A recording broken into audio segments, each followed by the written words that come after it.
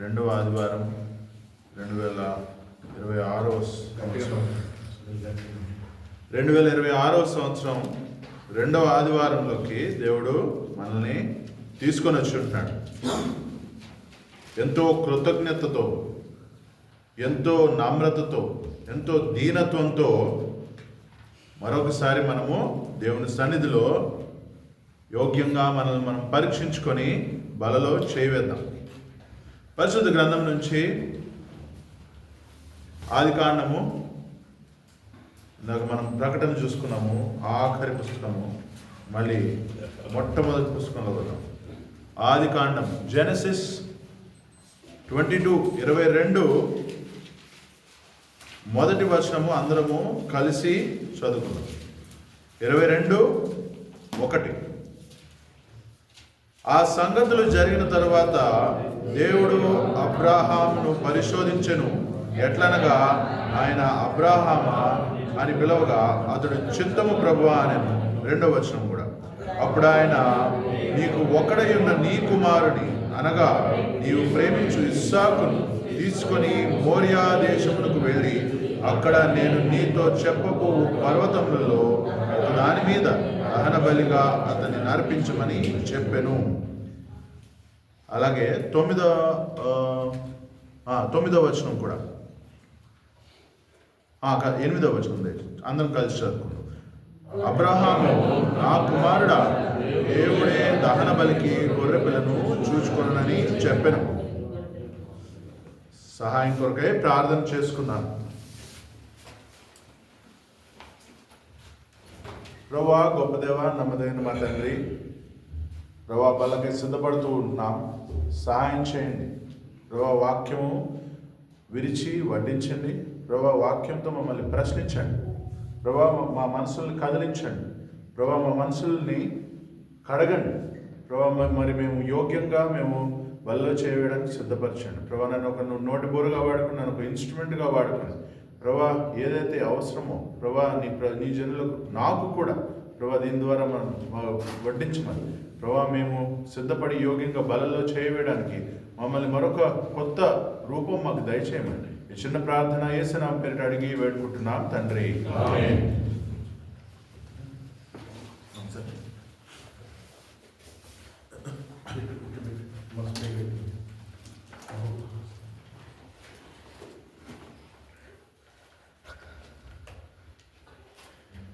ఇది ఎన్ని సంవత్సరాలుగానో మనం చూసుకుంటున్న వచనం. మనకి చాలామందికి అయితే వచనాలు, రెఫరెన్సెస్ అన్నీ బాగా తెలుసుంటాయి కదా. ఈ అబ్రహాము, ఇస్సాకు, దేవుడు, ఈ 3 క్యారెక్టర్స్ ఉన్న ఈ ఎపిసోడ్ మనకి చాలా చాలా బాగా తెలిసినది, చాలా చాలా తెలిసినది.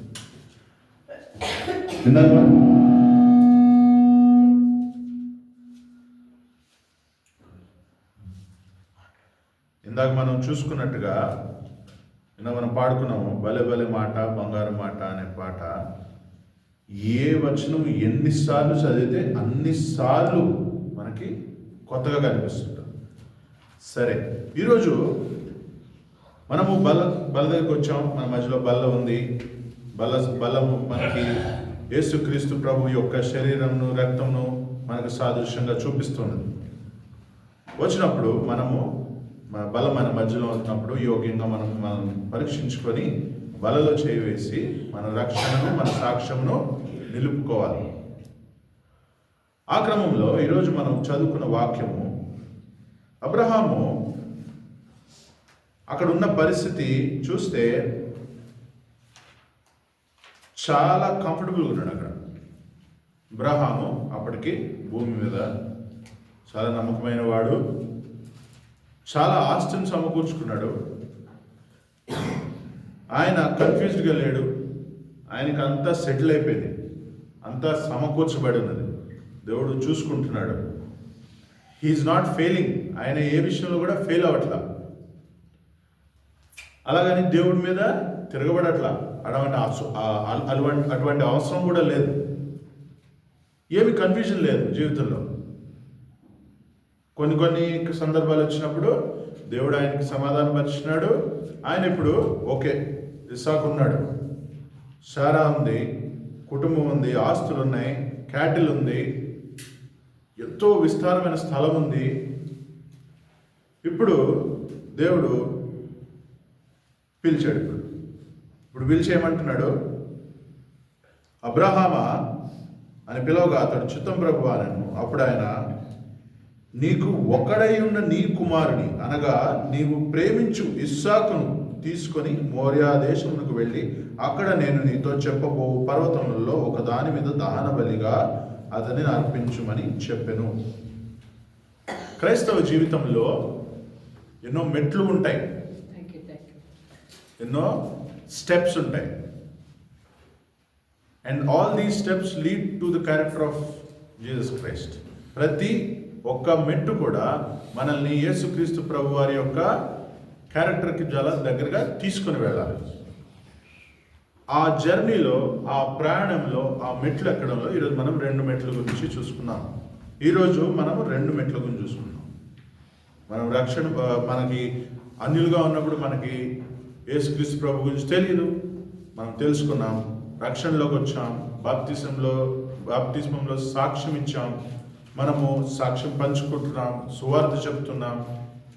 ఇంకా దాని తర్వాత ఉన్న మెట్ల గురించి మనం చూస్తాం. ఇప్పుడు ఇక్కడ చాలా కంఫర్టబుల్గా ఉన్నాడు అబ్రహాం, చాలా కంఫర్టబుల్గా ఉన్నాడు. He has everything and he is not worried. దేవుడు ఇప్పుడు నీకు నేను పిలుస్తున్నానని చెప్పి పిలిచి ఏం చెప్పాడు? చాలా కలవరపరిచే విషయం చెప్పాడు. చాలా కలవరపరిచే విషయం ఏంటి?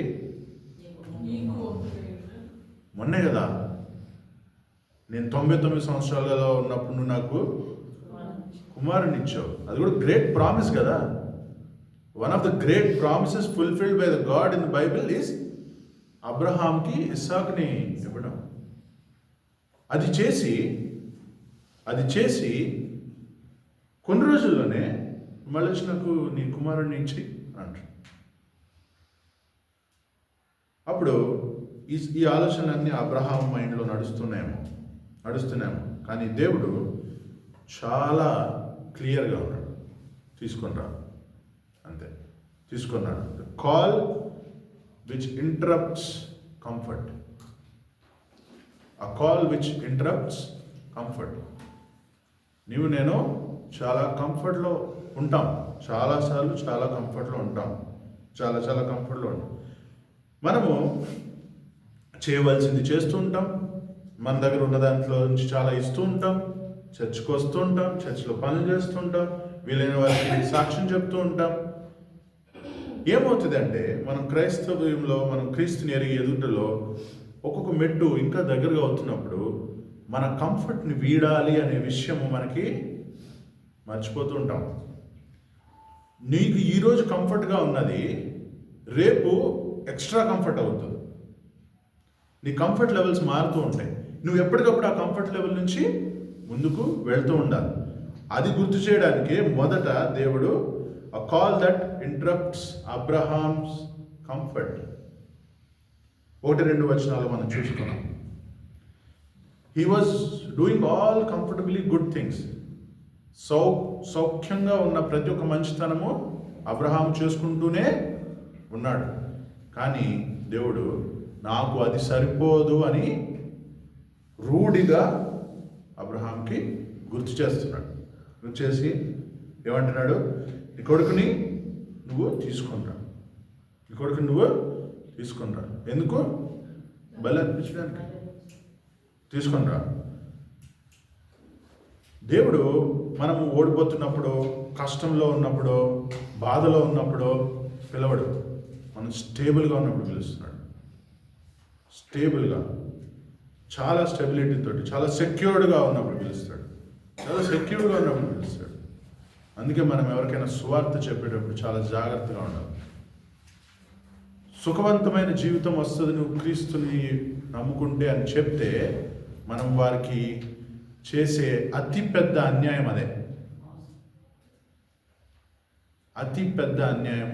అదే. వారు క్రీస్తు ఎరిగిన జీవితంలో ఎన్నో ఒడిదుడుకులు ఉంటాయి. ఆ ఒడిదుడుకుల్ని దాటడానికి దేవుడు శక్తి ఇస్తాడు, కానీ ఒడిదుడుకులు లేకుండా ఉండే జీవితం దేవుడు ఇస్తానని నీకు ఎప్పుడు ప్రామిస్ చేయలేదు. సరే, మొదటిది ఏంటి? అ కాల్ దట్ ఇంటరప్ట్స్ కంఫర్ట్. ఇప్పుడు కంఫర్టబుల్ గుడ్ ఉంది, అన్కంఫర్టబుల్ ఒబీడియన్స్ ఉంది. సుఖవంతమైన మంచి ఉంది, అసౌకర్యమైన విధేయత ఉంది. ఈ రెండు మనం ఇక్కడ చూస్తున్నాం. ఈ రెండిట్లో మొదటి దానికి బలిపీఠం అవసరం లేదు, కానీ రెండో దానికి బలిపీఠము కావాలి. రెండో దానికి బలిపీఠం కావాలి. నువ్వు బలిపీఠం అవసరమైనది నువ్వు చేస్తున్నావా నీ జీవితంలో? లేకపోతే బలిపీఠం అవసరం లేని మంచిలో నువ్వు బతికేస్తున్నావు. ఇది దేవుడు ఈరోజు గుర్తు చేస్తున్నాడు. What is your status? Are you good with your comfortable good, are are you seeking uncomfortable obedience? నువ్వు చేసే మంచి నీకు సరిపోయిందని నువ్వు అనుకుంటున్నావా? నేను చాలా మందికి సాయం చేస్తాను, నేను చాలామందికి అది చేస్తాను, ఇది చేస్తాను, సమాజంలో అందరూ వచ్చి నన్ను మీరు చాలా మంచోళ్ళండి అది ఇది అంటారు. సరిపోదు. ఇవన్నీ మనకి రాజకీయ నాయకులకి సరిపోతాయి. నెక్స్ట్ ఎలక్షన్స్లోకి వెళ్ళడానికి ఇవన్నీ సరిపోతాయి. నీకు నాకు అవి వర్తించవు. మనము సీక్ అన్కంఫర్టబుల్ ఒబీడియన్స్. మనం ఆ నెక్స్ట్ లెవెల్కి, ఈ రెండు మెట్లు, మొదటి మెట్లు కంఫర్టబుల్ గుడ్, సౌకర్యవంతమైన మంచి నుంచి అసౌకర్యమైన విధేయత వైపు మనము వెళ్ళాలి.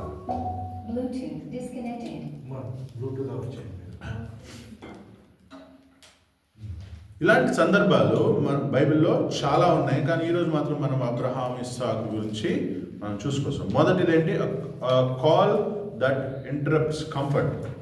తర్వాత దేవుడు ఈయన మాట్లాడుతున్నప్పుడు దేవుడు ఈయనతోటి 3:5 నుంచి 5 నేను చదువుతాను.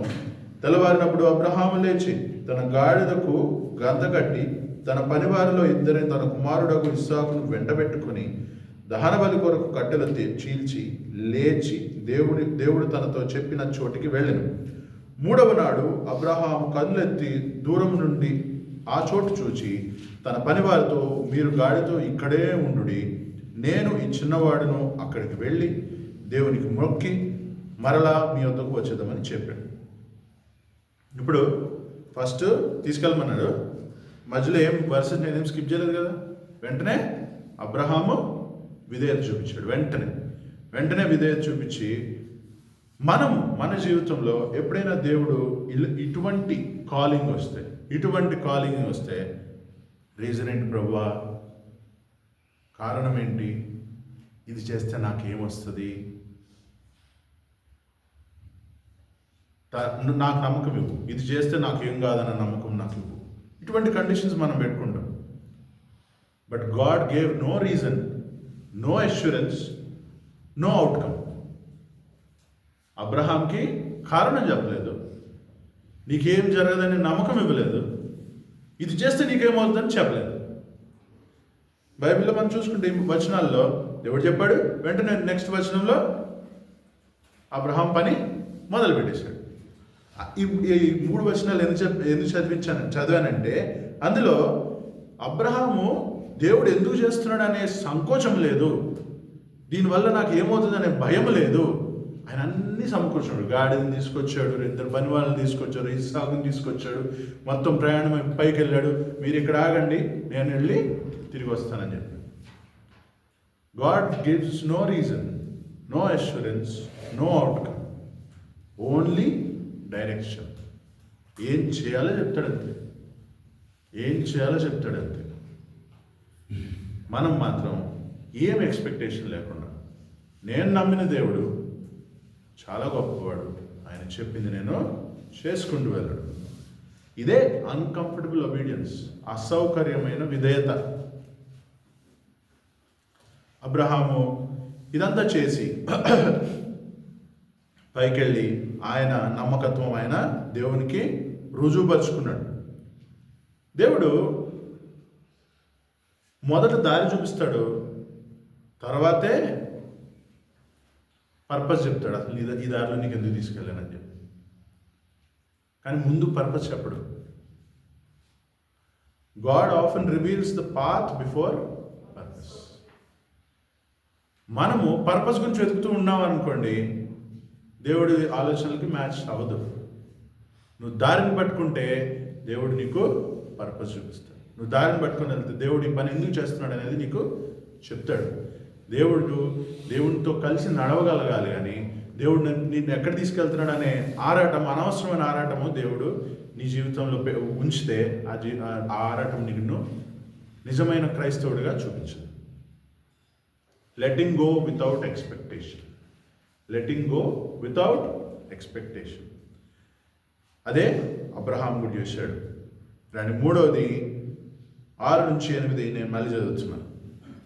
This is tension of trust. 6-8 దహన బలికి కట్టెలు తీసుకొని తన కుమారుడు ఇస్సాకు మీద పెట్టి తన చేతితో నిప్పును కత్తిని పట్టుకొని పోయెను. వారిద్దరు కూడి వెలుచుండగా ఇస్సాకు తన తండ్రి అయిన అబ్రహాముతో నా తండ్రి అని పిలిచెను. అందుకతడు ఏమి నా కుమారుడా అనెను. అప్పుడు అతడు నిప్పును కట్టెలను ఉన్నవి కానీ దహన బలికి గొర్రెపిల్ల ఏది అని అడగగా అబ్రహాము నా కుమారుడా, దేవుడే దహన బలికి గొర్రెపిల్లను చూచుకొనునని చెప్పెను. ఇక్కడ ఒక తండ్రిగా ఆలోచిస్తే, ఈ లోకంలో ఉన్న ఒక తండ్రిగా ఆలోచిస్తే ఇంకా ఆశ ఉందేమో అబ్రహాముకి. దేవుడు ఏదో చేస్తాడు అని అనుకోవచ్చు. మనం కంఫర్టబుల్గా ఆ ఆలోచన చేసేయచ్చు. ఈయన మైండ్లో ఇంకా ఉంది, దేవుడు ఏదో చేస్తాడు, ఇస్సాకుని అయితే తీసుకోడు అని అనుకుంటున్నాడు. కానీ అబ్రహాంకున్న ఇమేజ్ బట్టి, అబ్రహాం గురించి మనం తెలుసుకున్నంతా చూస్తే తప్పకుండా అబ్రహాంకి అది లేదు అని నాకు అనిపిస్తుంది. If you have to give, I will sacrifice, అంతే. కానీ పిల్లోడికి బాధపడకూడదని ఆ మాట చెప్తున్నాడేమో అని నాకు ఇక్కడ అనిపించింది. టెన్షన్ ఆఫ్ ట్రస్ట్ ఉంది, కానీ ఆ టెన్షన్ పిల్లోడితోటి మేనేజ్ చేయాలి. ఆ టెన్షన్ ఎలా మేనేజ్ చేస్తాడు పిల్లోడితోటి? వెంటనే చెప్పాడు, నువ్వే బలిపాల్సింది నువ్వే అని అంటే ఆ పిల్లోడు ఏమో కంగారు పడతాడేమో. కానీ ఒక తండ్రిగా ఆయన మొట్టమొదటి తీసుకున్న స్టెప్ ఏంటి? దేవుడే చూసుకుంటాడు అని చెప్పి ఫస్ట్ ఇస్సాకు తోటి ఆ కాన్వర్జేషన్ ఫినిష్ చేశాడు. ఆ కాన్వర్జేషన్ ఫినిష్ చేసి అన్నీ తీసుకెళ్లారు. కట్టె ఉంది, ఫైర్ ఉంది, అంతా ఉంది. కావలసిన ముఖ్యమైన దహన బలి లేదు. దేవుడు చూసుకుంటాడు అనే అబ్రహాంకి ఆ నమ్మకము దేవుడికి అబ్రహాంకి ఉంది. అదే నమ్మకం పిల్లడికి చెప్పాడు, ఇస్సాకుకి చెప్పాడు. ఇప్పుడు అబ్రహాంకి ఏం జరుగుతుందో అనే దాని మీద ఆశ లేదు, కానీ దేవుని క్యారెక్టర్ మీద చాలా నమ్మకం ఉంది. ఏం జరుగుతుందని ఆశ లేదు. ఆశ అంటే తెలుసుకోవాలన్న క్యూరియాసిటీ లేదు, తెలుసుకోవాలన్న ఉత్సుకత లేదు, కానీ దేవుడు ఏం చేయగలడనే దాని మీద చాలా నమ్మకం ఉంది. మనం దేవుని నమ్మకత్వాన్ని బట్టి అబ్రహాము అక్కడ నిల్చోగలిగాడు. ఆ టెన్షన్ ఆఫ్ ట్రస్ట్ని హ్యాండిల్ చేయగలిగాడు. తర్వాత ఇంకా మనం ముందుకెళ్తే ఆల్టర్ ఆఫ్ సరెండర్ 9-10.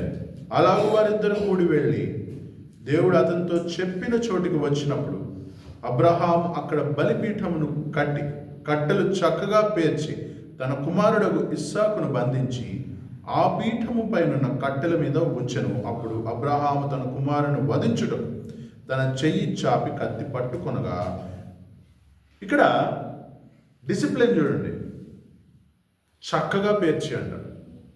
కాలిపోయే కట్టెలు ఎలా ఉంటాయి? కాలిపోతాయి కదా కట్టెలు, ఏముంది అలాగే వేసేయచ్చు. చక్కగా పేర్చాడు. ఒబీడియన్స్లో అసలు డీవియేషన్ లేదు, అసలు విధేయతలో ఎటువంటి ఏ మార్పు లేదు. చేయాల్సిన పని కరెక్ట్గా చేయడానికి అబ్రహాము సిద్ధపడి వచ్చినాడు. అబ్రహాము తన నిజానికి ఇస్సాకు లేకపోతే తన వంశం ముందుకు ఎలా వెళ్తుందో తెలీదు. అబ్రహాంకి దేవుడు చేసిన ప్రామిస్ చాలా పెద్దది. ఇసుక రేణువుల వలె నీ వంశంను వర్ధిల్ల చేస్తానని చెప్పాడు. ఆయన ఆ రోజు ఇస్సాకు ప్రాణం పోతే తర్వాత పరిస్థితి ఏంటి? అప్పటికి నాకు తెలిసి ఆయన వయసు దాదాపు 120 అలా ఉంటారు. ఇంకా ఏంటి ఆయన ఐడెంటిటీ అంటే తన గుర్తింపు, అబ్రహాము గుర్తింపు కూడా పోతుంది. ఇవన్నీ ఏం ఆలోచించు, చక్కగా పేర్చాడు తన కొడుకుని, ఒకే ఒక కొడుకుని సమర్పించడానికి చక్కగా పేర్చాడు అబ్రహాం. Altar of surrender. తన ఐడెంటిటీని, తన ఫ్యూచర్ని అక్కడ సరెండర్ చేస్తాడు దేవుడి దగ్గర. అబ్రహాము తన ఫ్యూచర్ని, తన ఐడెంటిటీని సరెండర్ చేస్తున్నాడు. He is definitely going in to that uncomfortable zone. నా కంఫర్ట్ మొత్తం వదిలేసి ఆయన అన్కంఫర్టబుల్ జోన్లోకి అబ్రహాము ఇష్టపూర్వకంగా ఆయన అడుగు పెడుతున్నాడు. జస్ట్ నాకు ఏమి తెలియదు, I'm just surrendering. Revolution after obedience. ఇప్పుడు 11 నుంచి 14 ఇక్కడ యెహోవా దూత పరలోకం నుండి అబ్రహామా అబ్రహామా అని అతను పిలిచాను. అందుకు అతడు చిత్తము ప్రభువా. అప్పుడు ఆయన ఆ చిన్నవాని మీద చెయ్యి వేయకుము, అతన్ని నేనేమీ చేయకుము, అతనినేమీ చేయకుము, నీకు ఒక్కడే ఉన్న నీ కుమారుని నాకియ్య వెనుదీయలేదు కనుక నీవు దేవునికి భయపడు వాడవని ఇందువలన నాకు కనబడుచున్నదని. అప్పుడు అబ్రహాం కన్నులెత్తి చూడగా పొదలో కొమ్ములు తగులుకొని ఉన్న ఒక పొట్టేలు వెనక తట్టున కనబడెను. అబ్రహాము వెళ్ళి ఆ పొట్టేలును పట్టుకొని తన కుమారునికి మారుగా పెట్టి దహనబలిగా అర్పించాడు. ఇక్కడ రెవల్యూషన్ జరిగింది. God revealed his plan. ఆయన తన ప్లాన్ ఏంటో దేవుడు ఇక్కడ చూపిస్తూ వస్తున్నాడు. అబ్రహామా, నేను చెప్పిన పని నువ్వు వెనుదీయకుండా నువ్వు చేయగలిగావు. నీ గురించి నాకు మరొకసారి నాకు తెలిసింది. ఇదిగో అక్కడ ఒక గొర్రె అక్కడ ఉంది, వెనకాల వెళ్ళి తీసుకొనమని చెప్పాడు. మారుగా చిన్నవాని మీద చెయ్యి వేయకుము అంటున్నాడు. కత్తి ఎత్తేసాడు, ఇంకొక సెకండ్ అయితే పడిపోయేదేమో. కానీ దేవుడు ఈ షోడ్ హిస్ క్యారెక్టర్. దేవుడు తన వ్యక్తిత్వం అక్కడ చూపించాడు. He is the God who keeps up his promises. ఆయన చేసిన ప్రతి ఒక్క వాగ్దానమును నెరవేర్చు దేవుడు. కానీ ఎప్పుడు చూపించాడు? అబ్రహాము విధేయత చూపించిన తర్వాత. ఎటువంటి విధేయత అది? Uncomfortable obedience. అంటే నీకు నాకు ఆలోచిస్తే ఈ రోజుల్లో అన్కంఫర్టబుల్ ఒబీడియన్స్. సువార్తల గురించి ఎంతోమంది వారి జీవితాలు వదిలేసి ఎంతో భయంకరమైన ప్రాంతాల్లోకి వెళ్ళిపోయి, ఆఫ్రికా అడవుల్లో, ఎంతో రష్యా లాంటి ఎంతో చల్లగా ఉన్న ప్రదేశాల్లో, నార్త్ కొరియాలో, ఇటువంటి ప్రాంతాల్లో వారు ఎందుకు వెళ్తున్నారు? వారి విధేయత చూపిస్తున్నారు. వారికి ఒక కాలింగ్ ఉంది, దేవుడు వారిని పిలిచినాడు. ఆ పిలుపుని పట్టుకొని వాళ్ళు అక్కడికి వెళ్ళి సువార్త చేయగలుగుతున్నారు. This is uncomfortable good. వారు నీ జీవితంలో, నా జీవితంలో కంఫర్ట్ని వీడి, నీ కంఫర్టబుల్ గుడ్ని వీడి నువ్వు ముందుకు వెళ్ళి నువ్వు అన్కంఫర్టబుల్ జోన్లో నువ్వు పని చేయగలవా? మొట్టమొదటి ప్రశ్న. నువ్వు పని చేయగలవా? నీకు అతి ప్రియమైనది నువ్వు విడవగలవా? ఎందుకంటే దేవుడు కంఫర్ట్ జోన్లో ఉన్న వాళ్ళతోటి పెద్దగా కాన్వర్జేషన్స్ చేయడు. పౌలు ఒక అధికారంలో ఉన్నాడు. రోమా సామ్రాజ్యంలో ఒక అధికారం ఇచ్చాడు, చంపేసి అందరూ నువ్వు యేసుక్రీస్తుని నమ్ముకున్న వారిని. ఎక్కడ ఎవరిని ఎట్లా చంపినా కూడా ఏం ప్రాబ్లం లేదు. పౌలుగా అధికారం ఉంది. ఆయనని ఆ కంఫర్ట్ జోన్ నుంచి తీసాడు ఫస్ట్. ఇప్పుడు నువ్వు ఇటువైపు, ఇన్ని రోజులు నువ్వు అటువైపు ఉన్నావు, దేవుడు ఇటువైపుకి తీసుకొచ్చి ఇప్పుడు నేను నీతో మాట్లాడతాను. అప్పుడు పౌలు ఏమంటున్నాడు? ఇంకా నా జీవితము నీకే. I all surrender. నేను సరెండర్. ఇంకా నేను జైల్లో పెట్టబడతాను, నేను కొట్టబడతాను, తిట్టబడతాను, ఏదైనా చేయబడతాను. I surrender. ఆ ఆల్టర్ మీద నన్ను నేను పెట్టేసుకున్నాను. నాకు అతి ప్రియమైన ఆ రోమా సామ్రాజ్యపు అధికారము నేను వదిలేశాను. ఇవన్నీ గమనిస్తుంటే నాకు ఈ ఈ ఈ ఈ ప్రిపేర్ అవ్వడానికి అసలు మూలం ఏంటంటే నేను చూపిస్తాను. పరమగీతము తీయండి ఒకసారి. అస్సలు రిలవెంట్ కాదు ఈ వాక్యము, కానీ చెప్తాను. పరమగీతము 5వ అధ్యాయము 11వ వచనం. ఎవరైనా తీసిన వాళ్ళు చదవండి. 10,000 మంది పురుషులలో అతని గుర్తింపుకున్నాడు. పరమగీతం అతని తల వెంట్రుకలు కాక పక్షముల వలె నల్లనివి అవి నొక్కులుగా కనబడుచున్నాయి. అయితే నేను ఎందుకు దీని మీద ప్రిపేర్ అయ్యానో చెప్తాను. సాల్మన్ బ్రదరు ఒక 4 వారాల క్రితం కాలువన్న ఇంట్లో మనం గ్యాదర్ అవుతున్నప్పుడు సాల్మన్ బ్రదర్ వచ్చి ఈ పరమగీతం మీద చాలా మాట్లాడుతూ వచ్చినాడు. అయితే నా బైబిల్లో మీరు గమనిస్తే, అంటే చూపిస్తాను మీకు, ఇక్కడ కాక పక్షముల వలె కృష్ణవర్ణములు అని ఉంది నా బైబిల్లో. నేను చాలా సర్ప్రైజ్ అయ్యి, ఏంటి ఈ మాట ఎందుకు వచ్చింది ఇక్కడ, చాలా సర్ప్రైజ్ అయ్యి. అయితే ఇప్పుడు ఇది ట్రాన్స్లేట్ చేసింది ఎవరు, అసలు అప్పుడు ఉన్న పరిస్థితులు ఏంటి అని కొంచెం హిస్టరీలోకి వెళ్ళి వెతకడం చూశాను. రాయర్ ఫ్యామిలీ నుంచి, ఒక కంఫర్టబుల్ బ్రాహ్మణ్ ఫ్యామిలీ నుంచి ఒక అతను దీని మీద పనిచేయడం మొదలుపెట్టాడు. ఆనంద్ రాయర్ 1850 సంవత్సరంలో. మీకు సౌత్ ఇండియా హిస్టరీ గురించి తెలిస్తే తమిళనాడులో ఉన్న బ్రాహ్మిన్స్కి అసలు ఎంత గౌరవం ఉంటుందంటే అంత గౌరవం ఉంటుంది. గవర్నమెంట్లో పనిచేస్తున్నాడు ఆనంద్ రాయర్ అనే మనిషి, గవర్నమెంట్లో పనిచేస్తున్నాడు, ప్రతి ఒక్క అధికారం ఉన్నది. జనాలు ఆయన కాస్ట్ని బట్టి ఆయన చాలా గౌరవిస్తారు. అయినా కూడా ఆయన ఈ ట్రాన్స్లేషన్ పనిలో పడ్డాడు. ఇక్కడ కృష్ణ మాట వచ్చిందని నాకేం ప్రాబ్లం లేదు, కానీ ఆ మాటను చూసి నేను ఎవరబ్బా ఇది రాసింది అని, నేను ఎవరు ట్రాన్స్లేట్ చేసింది అని నేను కొంచెం హిస్టరీ వెతుకుతూ వెళ్తే ఆనంద్ రాయ్, ఆయన ఒక్కడే కాదు ఇంకా చాలామంది ఉన్నారు, కానీ ఆయన పేరు మాత్రం ప్రాముఖ్యంగా కనిపించింది.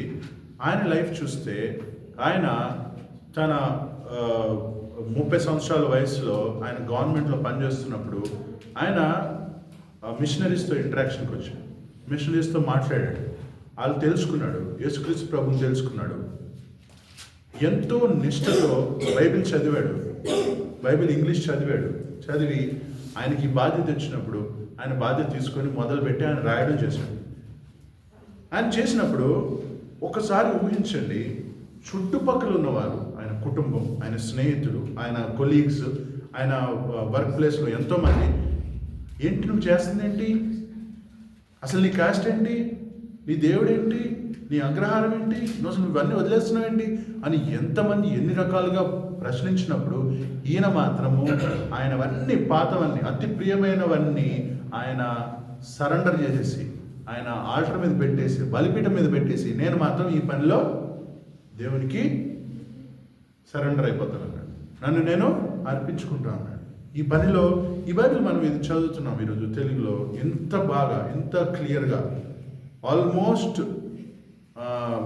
ఆదిమ హెబ్రీ గ్రీక్ భాషల నుంచి ట్రాన్స్లేట్ చేయబడిన ఈ బైబిల్ ఆల్మోస్ట్ మంచి క్వాలిటీగా ట్రాన్స్లేట్ చేశారు. ఆయన ట్రాన్స్లేట్ చేసింది ఎవరో స్వతహాగా పుట్టగానే క్రైస్తవుడు కాదు, ఆయన ఎంతో భయంకరమైన పరిస్థితులు దాటొచ్చాడు.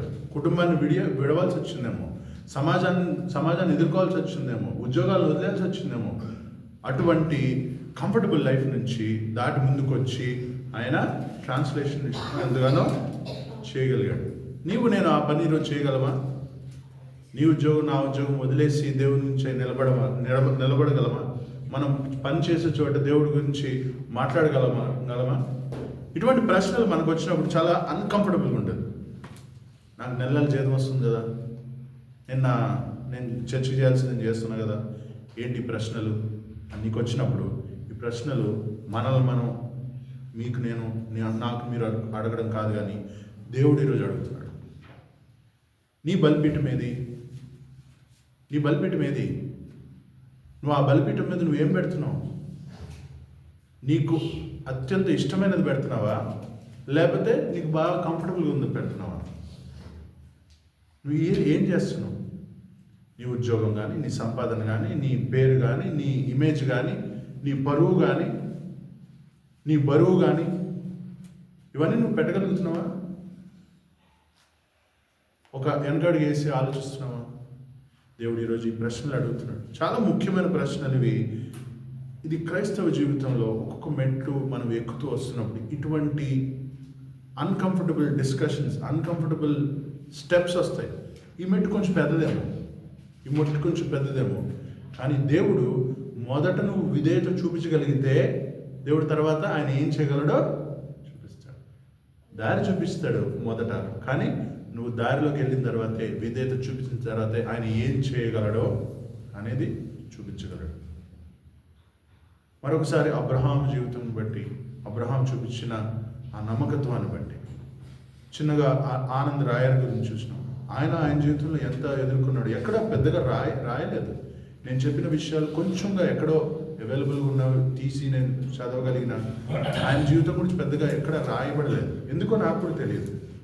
కానీ ఐఎమ్ షూర్ అప్పుడు 1850 సంవత్సరంలో ఎంతో భయంకరమైన పరిస్థితి, ఎంతో భయంకరమైన పరిస్థితులు, ముఖ్యంగా ఈ కాస్ట్ విషయంలో, ఈ కులం విషయంలో చాలా భయంకరమైన పరిస్థితి. కానీ ఆయన క్రీస్తుని నమ్ముకున్నాడు. ఈరోజు మన ప్రియాంక సిస్టర్ ఎంతో కష్టపడుతుంది వారి కుటుంబం వారు. కానీ ఏం చేయగలం? దేవుడు విధేయత చూపించిన తను దేవుడు నడిపిస్తాడు. తను ఆ అన్కంఫర్టబుల్ పాత్ని ఎంచుకుంది. ఏమో వాళ్ళందరూ బలవంతం చేసినప్పుడు ఓకే మీరు ఇష్టం చేసేయండి అనొచ్చు. కానీ తను మాత్రం తన జీవితం కోసం తను నమ్మిన దారిని బట్టి దేవుడు దారిని చూపించాడు. ఆ దారిలో ఉంది. ఆ దారిని బట్టి దేవుడు తన ప్లాన్లో నన్ను వాడుకుంటాడనే నమ్మకంతో ఆ ప్రియాంక సిస్టర్ ఓకే మీ ఇష్టం, దేవుని ఇష్టం, నేను మాత్రం దేవుని గురించి నిలబడతాను. అటువంటి పరిస్థితులు మనం చాలా చుట్టుపక్కల నీ జీవితంలో నా జీవితంలో ఎందుకు అవ్వట్లేదు, ఎందుకు చేయలేకపోతున్నామని దేవుడు ఈరోజు ప్రశ్నిస్తున్నాడు. బల చుట్టుపక్కలకు వచ్చినాం మనం. మన మధ్యలో బల ఉంది. యేసుక్రీస్తు ప్రభువే తన అధికారం అంతటిని వీడి ఆ శిలువ మీద ఎంతో నొప్పి, ఎంతో బాధ భరించగలిగాడు. ఆయన యేసుక్రీస్తు ప్రభువుకి ఒకటే దారి చూపించినాడు, ఆయన విధేయత చూపించినాడు. తర్వాత ఆయన మరణాన్ని గెలిచిన గొప్ప దేవుడే. మనకి ఆయనే మాదిరి, ఆయనే రెఫరెన్స్. అబ్రహాము, ఇస్సాకు, ఇంకా చాలామంది బైబిల్లో ఉండొచ్చు, కానీ అంత పెద్ద త్యాగం చేసిన మరెవరు దేవుడు బైబిల్లో మనకు లేరు. యేసుక్రీస్తు ప్రభువారే మనకు మాదిరి. ఆయన చేసిన పనిని మరెవరు చేయలేరు. ఈ ప్రశ్నలన్నిటికీ నీ దగ్గర ఎటువంటి సమాధానం ఉందో, ఏ లెవెల్ ఆఫ్ ఆన్సర్ నీ దగ్గర ఉందో దేవుడు ఈరోజు నన్ను ప్రశ్నిస్తున్నాడు. ఆన్సర్ ఉన్నా ఉండకపోయినా ఒకసారి మనం సంధించుకుందాం, యోగ్యంగా బలలో చేయడానికి సిద్ధపడదాం. దేవుడి మాటలను దీవించును గాక. Praise God.